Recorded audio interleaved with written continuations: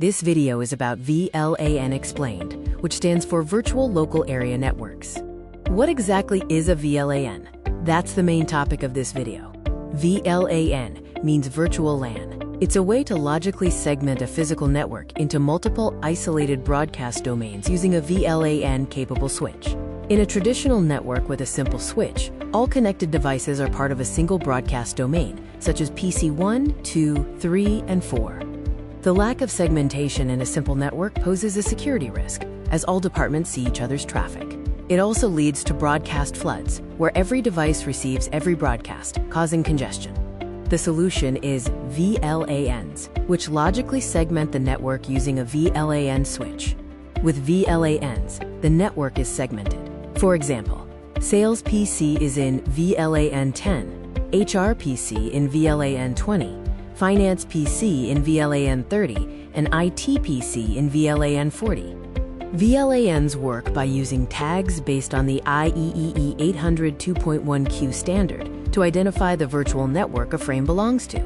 The tag contains the VLAN ID, which ranges from 1 to 4094. Devices in the same VLAN can communicate, but devices in different VLANs are isolated. There are two main port types. An access port belongs to one VLAN, connects end devices like a PC, and removes the VLAN tag. A trunk port carries multiple VLANs, connects switches, and keeps the VLAN tags. VLANs offer several benefits, including improved security by isolating sensitive data per department, better performance through reduced broadcast traffic and congestion, and flexibility to group users logically. They also result in cost savings by eliminating the need for multiple physical switches. By default, VLANs are isolated. This means a device in VLAN 10 cannot communicate directly with a device in VLAN 20.